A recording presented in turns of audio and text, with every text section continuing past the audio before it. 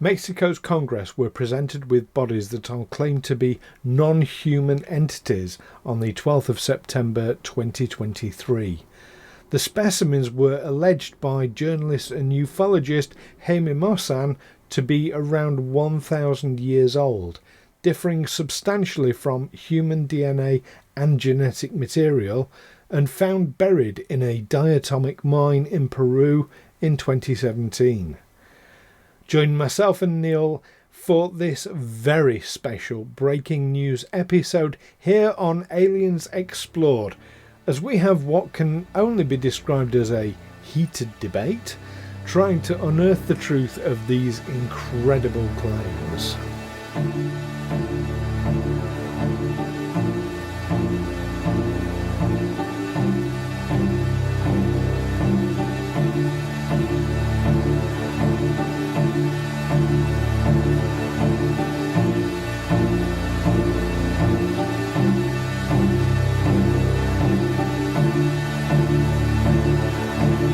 Aliens Explored is a weekly podcast exploring famous and obscure cases of UFO sightings, alien abductions and other strange events from both a believing and a sceptical perspective, whilst keeping an open mind.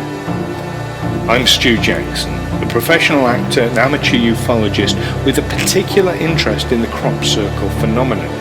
I'll be debating that otherworldly visitations are real.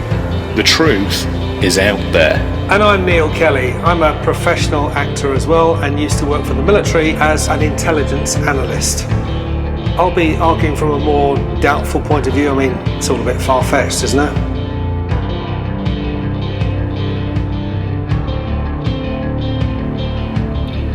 Hello listeners and welcome to another episode of Aliens Explored. Normally your weekly look at the mysterious skies, seas, outer space. However, once in a while something comes up and we have breaking news and we have to do a special edition, and that's what this is now, a special breaking news edition. I'm one of your hosts, Neil Kelly. And I'm your other host, Stu Jackson. I mean, to be fair, we don't have to, but we want to. We feel, yeah, we it's want important. To. This is what we're here for, isn't it? So shall we dive straight into the weeds of what this is? What this breaking news is. It's absolutely incredible. So at the time of recording, this dropped yesterday. What would it have been? Because actually I had a nap in the afternoon yesterday, and then when I woke up, my phone had blown up. Not literally. So and as always, we're not entirely in agreement on just how breaking this news is. I have a lot of questions about this piece of news. Okay, well let's lay out the facts as we know. It was about 18 hours ago as we're recording when a ufologist supported by members of the scientific community. I dispute that. Sorry. So this,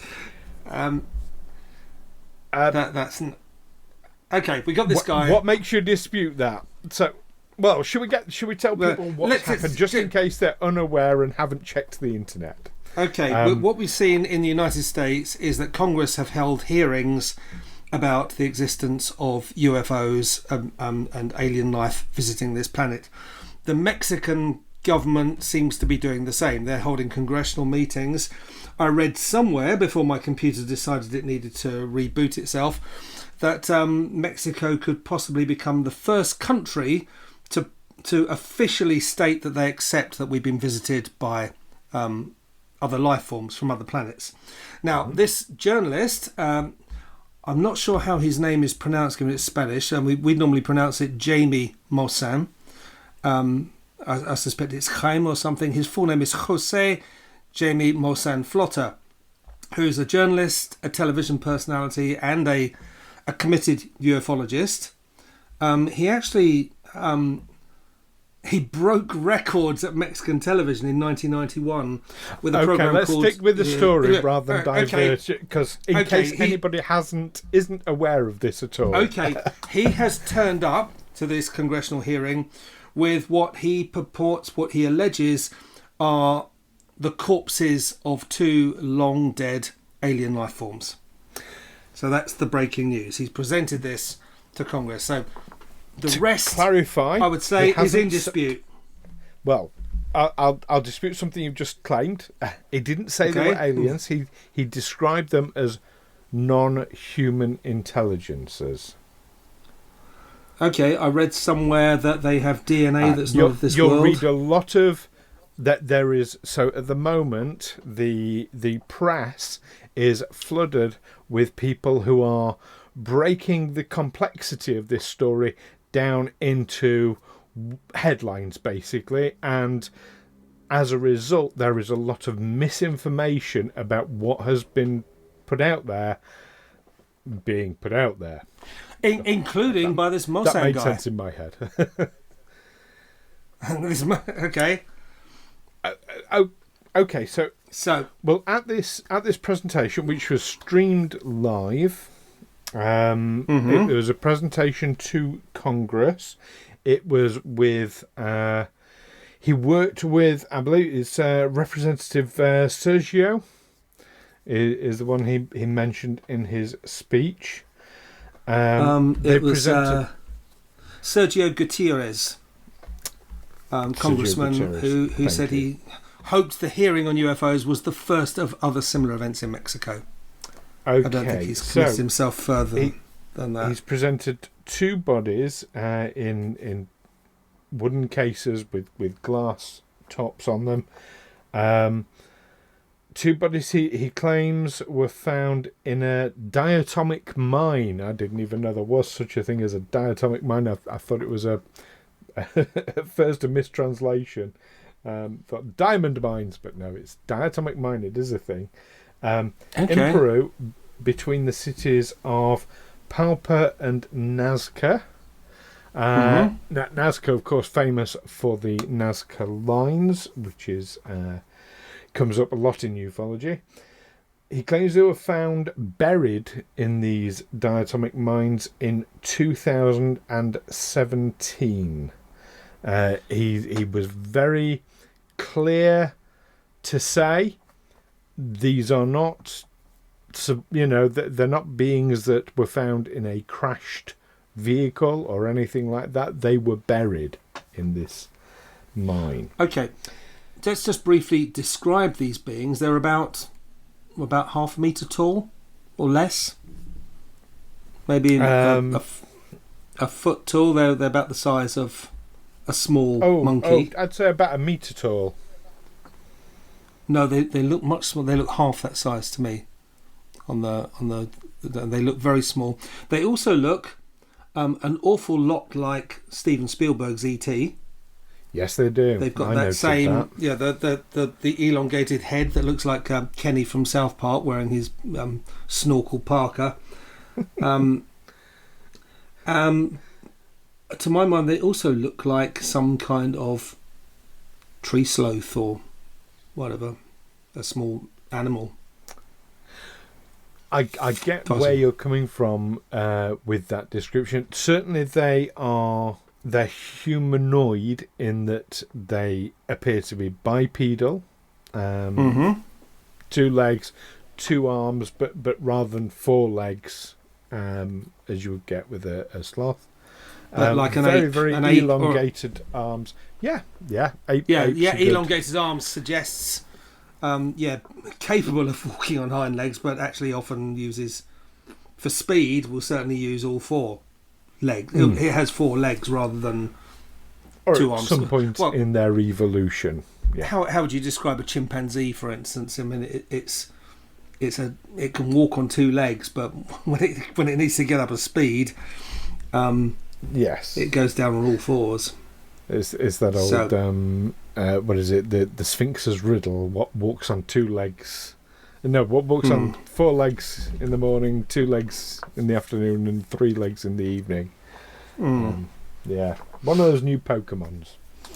There's bound to be one like that. Anyway, so the claims were then made that the National Autonomous University of Mexico have done a number of scientific studies Now, I think you interjected a little bit earlier when you said that you question the fact they're scientists. I'd say being from the University of Mexico, they're part of the scientific community, aren't they? Okay, it is a proper university, a very well established. The Mexico's National Autonomous University, UNAM, is a very long established, very well respected institution. He said that they were about 1,000 years old, according to carbon dating analysis carried out by the university. Yes. And he claimed the remains were not related to any life on Earth. The university has responded, or someone has responded, by saying that all we did was a carbon date test. We don't know anything else apart from... All we did was verify that these things are 1,000 years old, whatever. There's also someone called... let me just get it. Someone... the day after he made the claims, and he said that almost a third of their DNA is of unknown origin, and the corpses are not part of our terrestrial evolution. Julieta... Can I just interject on that, because that is two separate things being conflated into one. The 2/3 thing is about genetic makeup, of which 63.72% is unknown genetic material. The DNA. So if anyone's... Yeah. Oh, go on. If they're being conflated, they're being conflated by Maussan. He said that. He said they're not part of our terrestrial evolution, and almost a third of their DNA is of unknown origin. Okay. The very next day... No, sorry. Yes, that's me jumping in. Yes, that is... Yes, no. That's what he said. Okay. I'm looking... You might want to take those two things separately. But very scribbled, handwritten notes. Okay, he said that the next day... Julieta Fierro, a physics researcher at UNAM, stated that the university had never endorsed such claims and Maussan's data made no sense. So we've had a rebuff there. Now, we also know that Maussan has form for this kind of thing back in June 2017. Can I address the DNA thing before we do? Sorry, just rather than me backtracking like 10 minutes, can I address the DNA thing first? Okay, we're just going to be shouting at each other this whole thing, are we? Not at all. No, I know there's a lot we both want to get out on this, but I think if we go too far ahead, it all gets messy. So the DNA thing, yes, it's around 30% that is different to us. A comparison for that would be like we're for example, we're only 5% different from primates. We're only 15% different from bacteria. So to be 30% different is incredibly different. He has put the DNA results that's out there. It's a 40 gigabyte file of information. This DNA study, the DNA records are out there. Now I've it's a friend of a friend of a friend, but I have it on good authority from someone who does work with DNA that amount of data will take a team of specialists months to plough through to form any conclusion whatsoever. Okay, I'm sure they will. In the meantime... It is also known practice that when they do DNA tests, the donor of the DNA is always anonymous to the people doing the test. So the university denying that they've been given extraterrestrial material or non-human material, yeah, absolutely, that would be correct, that they would not be able to confirm that because they would not have been told that that's where they wouldn't have been told what it was they were examining. Okay. So when they say they've never endorsed any such claims, they've never... that would be accurate. But I'm also reading into that they have not been given a DNA sample where almost a third of it is of unknown origin from anywhere. I'm not I'm not disputing that possibility, but that is an inference rather than fact. Okay. But what I see here is we've got two sides. On the one hand, you've got UNAM, the National Autonomous University of Mexico, saying one thing, highly respected institution. On the other hand, we've got this Maussan guy who has form for this. Back in 2017, he produced a mummified body, which he claimed was that of an alien. Later, that mummified corpse was shown to be that of a human child. Mm-hmm. So, he's done this kind of thing before. It was an odd-looking child. It was humanoid with an elongated skull, 3 fingers on each hand and foot, 3 toes on each foot, but it turned out to be human. Now, I have questions. First of all, the Mexican government, the Mexican Congress, is holding these hearings to which Maussan has turned up with these corpses. Now, were they already holding the hearings when he turned up, or are they holding them because he's produced these bodies? Do we know that? They were already holding the hearing. I mean, it was planned and prepared that he would bring these things into Congress with Representative Sergio. And just to say about him having form, that is absolutely 100% accurate. However, to say he has done this before, not... If this is a fraudulent claim, if it's a fabrication, certainly he has not done it to this level before.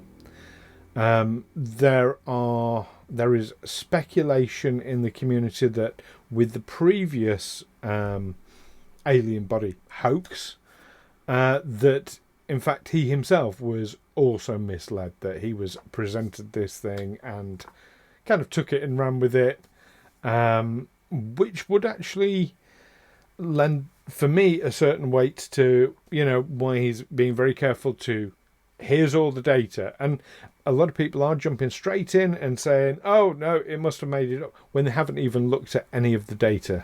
Okay, so to be clear, Maussan has presented these bodies to Senator Gutierrez, and Gutierrez has somehow made these hearings happen because we've got this evidence. Or talk to the senator in advance, or... Yeah, I don't think he rocked up in his office one day with them and said, I want to show these to Congress. I suspect it was all. But it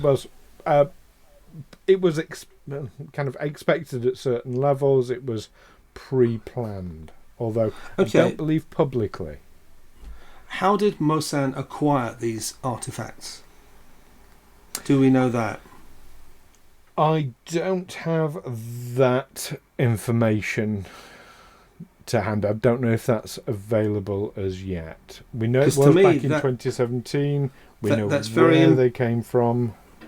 Not the 2017 ones. These new ones, which he only unveiled on September the 12th, 2 days ago. Yes, they were found in 2017. Sorry, in 2017, he was involved in the analysis of 5 mummies discovered at the UNESCO World Heritage Nazca Lines site is located, and this was the one where the crouched mummified body turned out to be a human child. That was 2017. When were these ones found, and who found them, and how did Maussan get hold of them? I was watching the hearing where he spoke, and he said he found them in 2017. He found them personally. Well, he mounted an expedition into the mines of. I think again, terms are simplified. Online translation, particularly on YouTube, is not the most accurate in the world. So, saying he found them, it might not have been him personally. I'm not going to state that.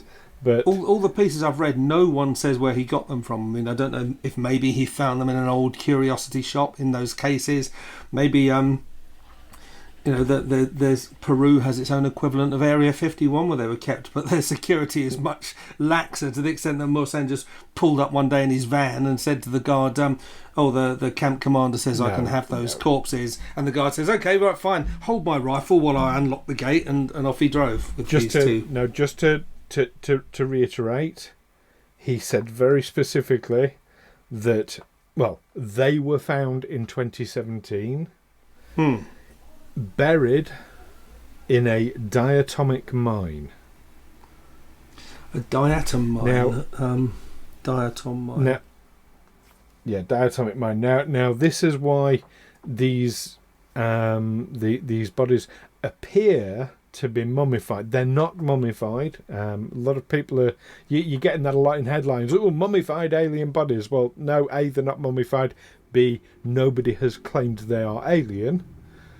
They are. He has. He's claimed they're not of this world. Now, what they look like...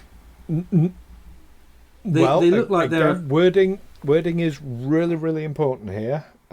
He has said they are non-human beings. Now, a dog is a non-human being, but you wouldn't call it an alien.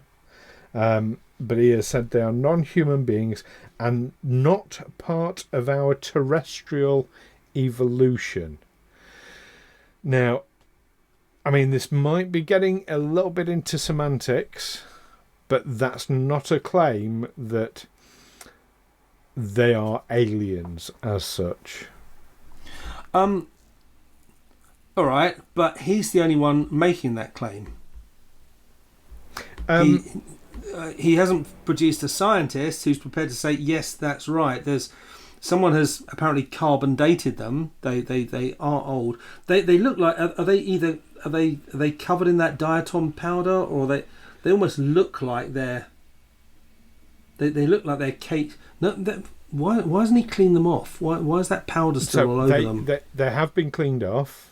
The reason they look like that is it's not diatomic powder. It's the effects of being buried in diatomic material, diatomic rich material, is it has the effect of preserving and closer to desiccation. That's effectively what's happened here. Is they become desiccated, which is probably lending itself towards that sloth appearance that you mentioned earlier. So yeah, they're not mummified. I'm just looking at the shape of their faces, the big eyes, the long arms. But when you see a human that's been desiccated, it doesn't look like these creatures, but it does affect. It doesn't look like an average normal human sort of. Okay, it affects the appearance. The climate in that part of Peru, it's high altitude, very dry, isn't it? I think that any corpse that's left alone, that it doesn't get eaten by animals or whatever, will end up mummified. It will end up just dried out without any kind of process. Mummification is a human process. It's a thing. But you will end up with this dried shell. Yes, but not as well preserved as in diatomic material, apparently. Okay. Now you're saying that no scientist has come forward, but they presented not only so that there was the DNA study claims, and that, like I say, that information is public. It's been put out there for anyone in the world to look at. There's been a study of genetic material, and this is where I was getting confused, thinking it was conflated, so I apologise for that. 63.72% of its genetic analysis comes back as unknown material. So, but what I'm disputing is that anyone has actually done that study, that Maussan is just pulling this claim out of his arse. That on Thursday, was that today? They republished a statement that they first issued in 2017, saying the work by its National Laboratory of Mass Spectrometry with accelerators, it's called the LEMA, LEMA, was only intended to determine the age of the samples. That's all they've done. That's what they claim. That's the carbon-14 study. That's a different study. Yeah, but they're saying that's all they've done. Yeah. Different. So, like I say, when DNA studies are done. You don't get to, oh, by the way, that 1,000-year-old thing you've just studied, here's some DNA from. No, all DNA testing is always done totally anonymously, in terms of the donor. But it has to come back. They wouldn't have known. Oh, well, it has to go back through the right channels, but there aren't enough people kind of who to make the link. It's only the person it's only the person actually doing the tests who wouldn't know where the sample came from, wouldn't they? I mean, someone's going to take a sample from those mummified creatures. They're going to pass it to a scientist and say, just do a DNA analysis of that, will you?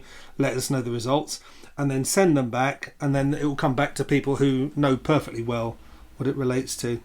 This Nazca region where these mummies are found, we mentioned it's a United Nations, a UNESCO National Heritage Site. It's that place where there's those ancient lines, these massive. Yes. You can only see from way up from an aircraft. Yes. These massive very shapes. In ufology. I want to go back to this scientific thing because I think this is really important, and we're getting away from it, and I don't want us to. Okay. So you're saying that there are no scientists involved, but at this presentation, as well as the DNA and the genetic claims, there was also X-ray and CAT scan footage presented. Now you have to be a scientist to do this. So when was this done? Yesterday at the presentation. Right in front of at the presentation, They actually did this CAT scan. No, they didn't do it at the presentation because they wouldn't be able to. You're not going to move a CAT scan into an auditorium. I mean, you're talking massive equipment, but no, they showed the results of the CAT scan to the people present. The CAT scans themselves and the X-rays very, very interesting. It shows a much larger and different shaped brain, sort of larger in terms of relationship to the size of the body. Obviously, as you said, smaller creatures. The X-rays showed, first of all, some sort of metal device across the chest that appeared to be fused with. It appeared to be, and I think the term was perfectly fused with the bone and sort of flesh of this creature. And that was a very clear, it's like two round object with a large thick bar going between the two. So where are you getting this information from? By watching the presentation yesterday. Okay. Also, there was some confusion about this in terms of the translation, but there appeared to be 3 egg-shaped artifacts, I'll call them, in what would be for us our sort of lower stomach area, just above our pelvic region. Part of it said that they appeared to contain organic material, and also said that they were metallic. So I'm not quite sure what to make of that. I mean, I can theorise. I theorise till the cows come home about that. But yeah, that was all shown and presented. So that's what I say. You've got to have kind of the scientific community or members of the scientific community involved to do these things, particularly the CAT scan.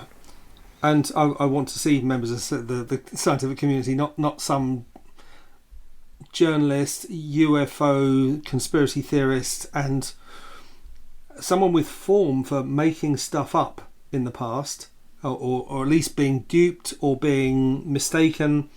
For presenting he has false. Okay, this is from Al Jazeera. I'd go with that. This is from Al Jazeera yesterday. today, in 2017, Maussan made similar claims about non-human remains in Peru, and a report by the country's prosecutor's office found that the bodies were actually recently manufactured dolls which have been covered with a mixture of paper and synthetic glue to simulate the presence of skin. The report added that the figures were almost certainly human-made and that they are not the remains of ancestral aliens that they have tried to present. The bodies were not publicly unveiled in Peru at the time, so it is unclear if they were the same as those presented to Mexico's Congress on Tuesday. Which is pretty... Okay. You can see where I've got an awful lot of room to doubt the veracity of the claims you're making. Yeah. There's an awful... I absolutely. I'm on board with that, but I think, there, like I said, there is a lot of misinformation, and particularly reading headlines, reading sort of short... Newspapers newspapers just want to sell newspapers. That's it. So, saying these things are or making it sound like something's been said that hasn't been said is very much in their interest. We know this. But Jaime Maussan has that incentive as well. In the UK. To sensationalise, to create something. He wants. But above all else, he might be a trickster. I'm not going to speculate about his personal motivations, to be honest, because I don't know enough about the previous story to say whether he's manufactured this evidence or arranged for it to be manufactured, or he himself has been duped as well and presented it. But what you've just said about newspapers being, their job is, their business is selling newspapers, he's a journalist. And so he is tied to a similar kind of motivation. He's a journalist with a particular interest in UFO disclosure, and part of the timing of this, as he even mentioned it as part of the presentation to Congress. Okay. David Grush coming forward the way he has, he felt sort of. I'm paraphrasing a little bit here, so forgive me on that. But he basically said that with the David Grush hearings, this is creating a room for these sorts of things to be made public. Yeah, that's someone else I wasn't impressed with either, with David Grush. Another question, as well as how did he come by these artifacts, is how were they transported? They must require some special... He couldn't just check them in at the airport, could he? Or did he? Well, it's not them in a crate and shit and... for archaeological artifacts to be transported. That's not uncommon, but this was in Mexico. It could have travelled by road. Or but obviously, train. These beings... haven't been taken seriously as extraterrestrials in the same way that the US government has treated the bodies allegedly found at Roswell. They haven't. They don't seem to have shown much interest in them, really. Well, I guess mummified bodies turn up all. They certainly haven't slapped. The whole Roswell thing is met with a huge amount of ridicule by the general press. As soon as it's a thing you get with the general press, whether it's here in the UK, in America, in Mexico, anywhere in the world. The moment you start talking about the possibility of non-human entities, non-human intelligent entities, it's ridicule. It's all these conspiracy theories, all this, it actually holds back the study of ufology, I believe. But also, someone making these fraudulent claims, and then they're shown to be false. That doesn't help the cause. That's a disservice. That's a real disservice. This woman, Giulietta Fierro, the researcher at the Institute of Astronomy at UNAM. After saying his figures, the detail, many details about the figures made no sense. She added that the researchers' claims that her university endorsed their supposed discovery were false, and noted that scientists would need more advanced technology than the X-rays they claim to use to determine if the allegedly calcified bodies were non-human. She went on to say Maussan has done many things. He says he has talked to the Virgin of Guadalupe. He told me extraterrestrials do not talk to me like they talk to him because I don't believe in them. Okay, that's her claim. Yeah, the scientist Where's added her that proof? No, that's what she's saying, that Maussan has said. Maussan has said that he's talked to the Virgin of Guadalupe and that, extraterrestrials talk to him, but no, they won't talk to you because you don't believe in them. And she added that, she added that, when I'm talking about how he came by these things, how he transported them, Fierro said that it did indeed seem strange that they extracted what would surely be a treasure of the nation, in inverted commas, from Peru, without inviting the Peruvian ambassador. That, if the Congress is following these protocols, they're presenting these things found in Peru, the Peruvian ambassador should have been present. But obviously there's not enough veracity around Maussan. I don't, my view is I don't trust the guy at all.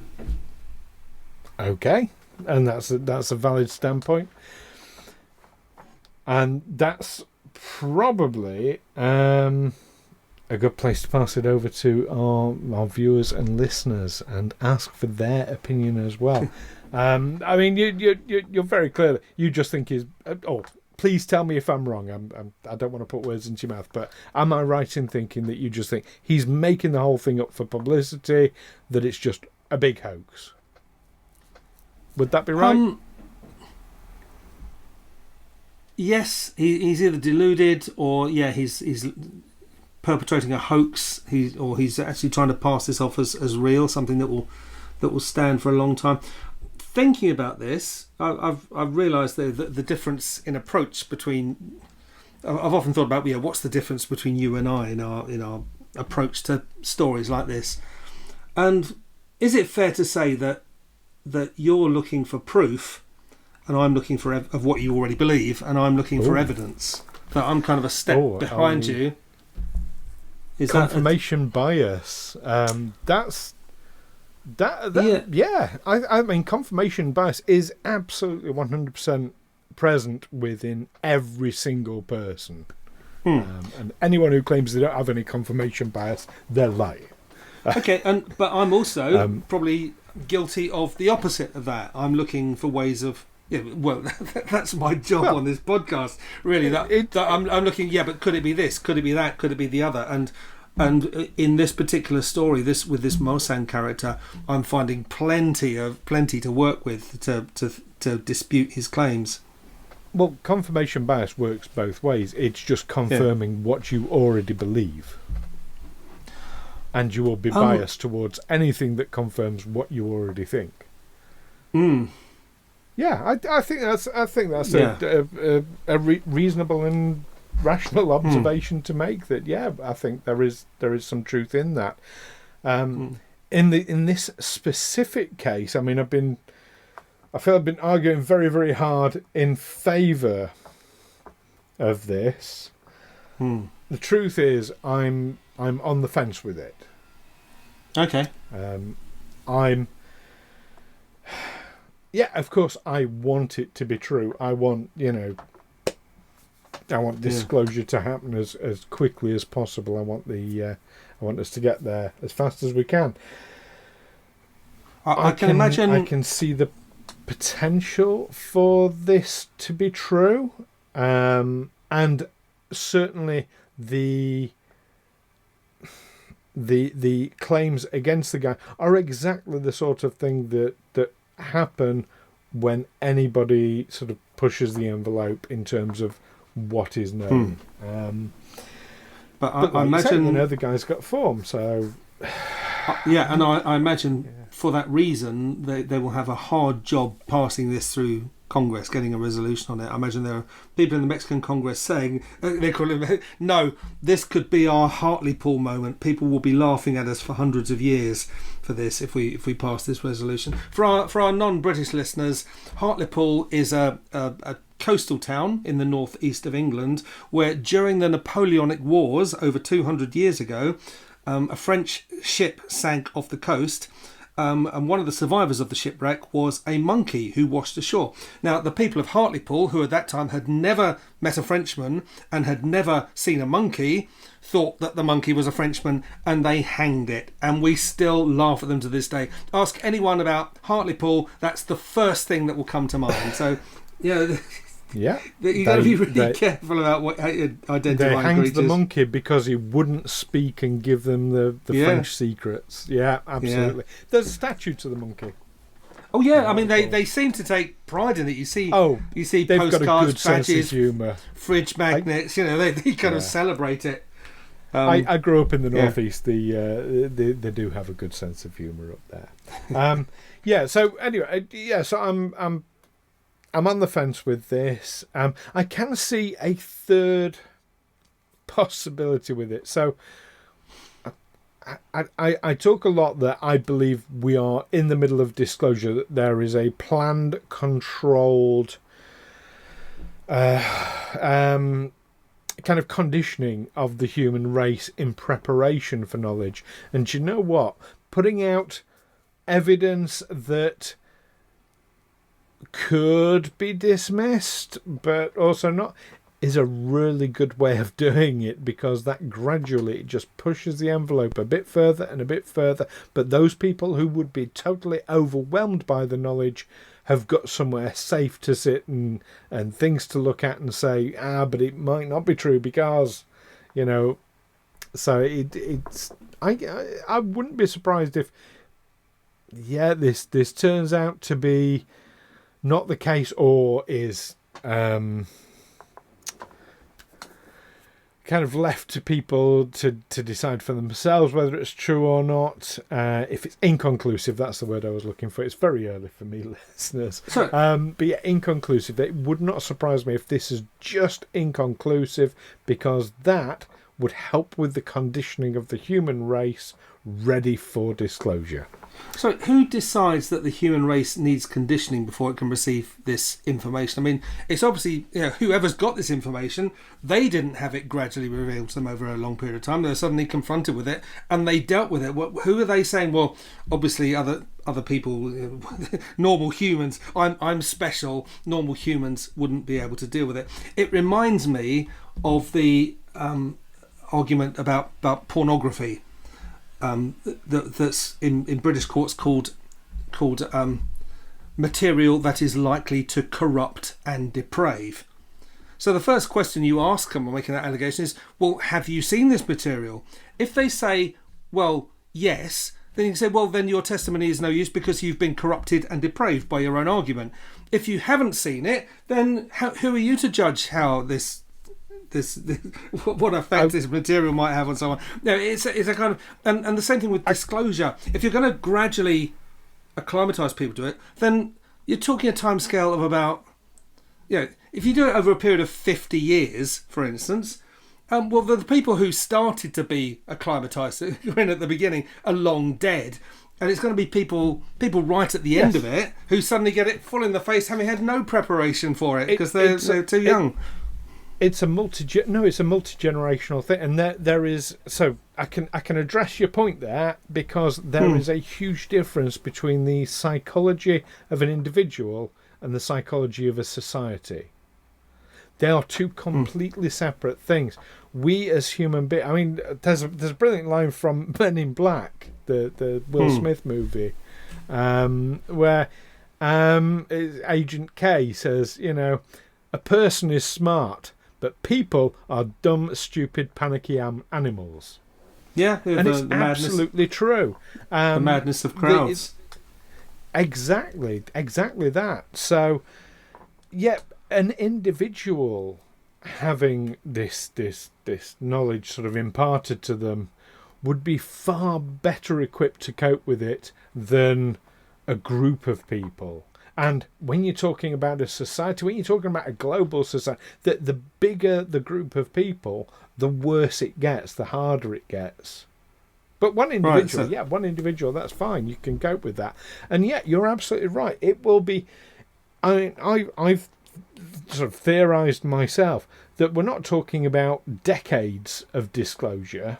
We're talking hundreds of years of disclosure potentially. Now I'm hoping, I'm seeing a huge ramp up, particularly in the last 20 years, of this, what I perceive to be this conditioning. And we've talked about it in previous episodes, like our first Halloween special, where we talked about extraterrestrials in the movies, because I think that is part and parcel of that conditioning, that we're just being prepared. This is what they look like, this is what they look like, this is what so they we're look talking like. about the invasion of the body snatchers, the Thing, Mars attacks. No, we're talking about Independence Close Day, Encounters of the Third Kind. We're talking about E.T. We're talking about, the movies where Independence Day even, presented the grey alien type. It's those sorts of movies. But for every movie you can name where we have a positive experience of encountering extraterrestrials, I can name a dozen where they just come to destroy us, starting with War of the Worlds. Even the day the Earth stood still, this alien ambassador lands with a message for us that we better change our ways. But it really is, you better change your ways or else. And so, well, that was a question you asked a while back. In fact, when you mentioned War of the Worlds, and I think War of the Worlds is a perfect example of this. You asked a while ago about how do they know whether how will people will react. The truth is, there are studies into this being done all the time, and there are theories that War of the Worlds was one of those studies. They looked at how people reacted to that as a gauge for how people would react to disclosure. And what happened? People were out in the streets panicking and yeah, because what they were hearing was, oh no, the Martians are attacking us. They've destroyed this. They've destroyed that. They've killed all those people. Of course they panicked. We've been attacked. Yeah. Where they it's like saying 9/11 is disclosure. Yeah, people panicked. But you had people in America panicking because they heard about something happening in England. That's the point. The radio show was set in the States. It was set. They've landed in Central Park in New York. Okay, but it's still people in different states were panicking. People all over the world were panicking. Yeah, these things have come from outer space. They can land anywhere. So it did cause a panic. I don't know what form that panic takes. People got a bit worried for a while.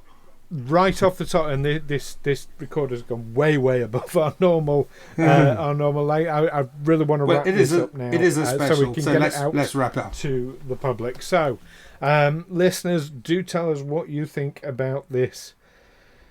If nothing else, it's an engaging story. We're definitely engaged in it, aren't we, Neil?